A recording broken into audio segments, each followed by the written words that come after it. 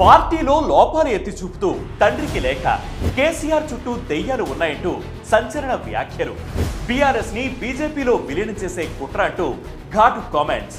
Confusion లో కవిత. కవిత అంటే ఎవరికి తెలీదు?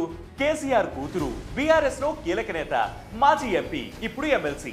తెలంగాణ ఉద్యమంలో రాజకీయాల్లో ఆమె పాత్ర గురించి అందరికీ తెలిసిందే. కానీ గత వారం రోజుల నుంచి ఆమె కామెంట్స్, లేఖలు, మీడియా స్టేట్మెంట్స్ తెలంగాణ రాజకీయాల్లో ఒక దుమారాన్ని క్రియేట్ చేశాయి. మే 2 కవిత తన తండ్రి కేసీఆర్ కి 6 పేజీల లేఖ రాసింది. ఈ లేఖలో ఆమె బీఆర్ఎస్ పార్టీలు లోపాలను, కేసీఆర్ నీడలో పనిచేసే నేతలను, పార్టీ దిశను ఓపెన్ గా విమర్శించింది. ఈ లేఖ మే 22, 2025న లీక్ అయింది. లేఖ లీక్ అయిన తర్వాత కవిత మీడియాతో మాట్లాడుతూ, కొందరు కోవర్ట్లు నా లేఖను లీక్ చేశారు, కేసీఆర్ దేవుడు, కేసీఆర్ చుట్టూ దెయ్యాలు ఉన్నాయి అని స్టేట్మెంట్ ఇచ్చింది. దీంతో కేటీఆర్, కవిత మధ్య కలహాలు ఉన్నాయని, పార్టీలో చీలిక ఏర్పడుతుందని పొలిటికల్ సర్కిల్స్ లో టాక్ మొదలైంది. అదే సమయంలో కేటీఆర్ కు ఫార్ములా ఈ రేస్ విషయంలో ఏసీబీ నోటీసులు వచ్చాయి. తన అన్నకు నోటీసులు పంపడాన్ని కవిత ఖండించింది.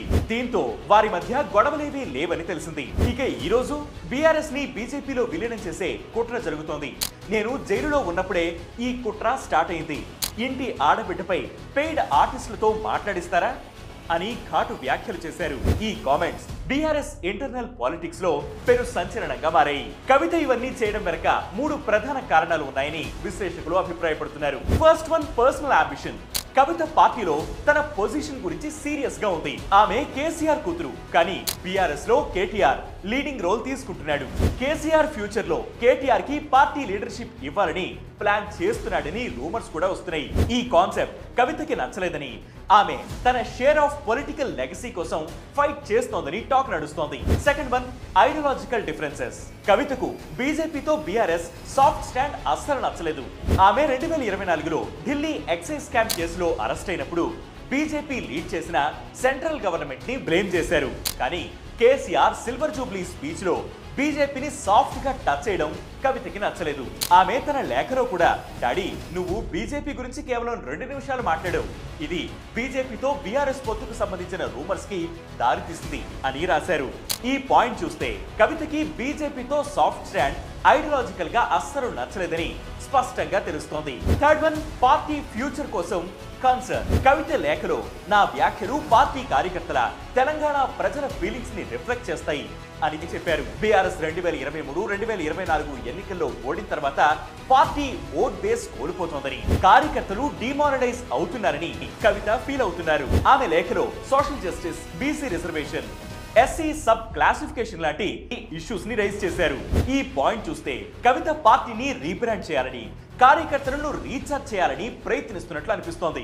ఇంకో ఇంట్రెస్టింగ్ పాయింట్ ఏంటంటే, కవిత ఈ గొడవ మధ్యలో సింగరేణి జాగృతి అనే కొత్త ఆర్గనైజేషన్ స్టార్ట్ చేశారు. ఈ మూవ్ చూస్తే కవిత బీఆర్ఎస్ నుంచి సెపరేట్ గా తన ఓన్ బ్రాండ్ బిల్డ్ చేస్తోందా అనే డౌట్ వస్తుంది. కవిత జూన్ 2న కొత్త పార్టీ స్టార్ట్ చేస్తుందని బీజేపీ ఎంపీ రఘునందరావు అన్నారు. ఇది నిజమని కన్ఫర్మ్ కాకపోయినా కవిత ఫ్యూచర్ ప్లాన్స్ గురించి ఈ రూమర్స్ బస్ క్రియేట్ చేస్తున్నాయి.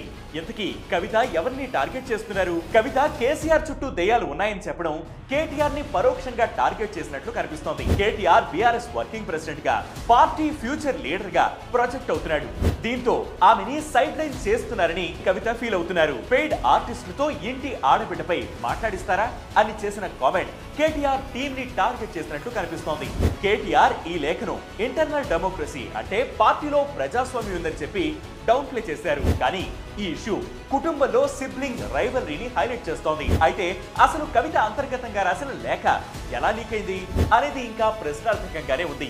నిజంగా పార్టీలో కోవట్లున్నారా అనే అనుమానాలను రేకెత్తిస్తోంది. ఈ వివాదం వల్ల బీఆర్ఎస్ ఇమేజ్ డ్యామేజ్ అయ్యే ఛాన్స్ ఉంది. బీఆర్ఎస్ ఇప్పటికే 2023, 2024 ఎన్నికల్లో ఓడిపోయి వీక్ పొజిషన్ లో ఉంది. కవిత వ్యాఖ్యలు పార్టీ ఇమేజ్ ని మరింత డ్యామేజ్ చేస్తాయి. ఎందుకంటే ఓటర్స్ ఒక డివైడెడ్ పార్టీని ట్రస్ట్ చేయరు. కవిత కేటీఆర్ మధ్య సిబ్లింగ్ రైవల్రీ ఓపెన్ అయింది.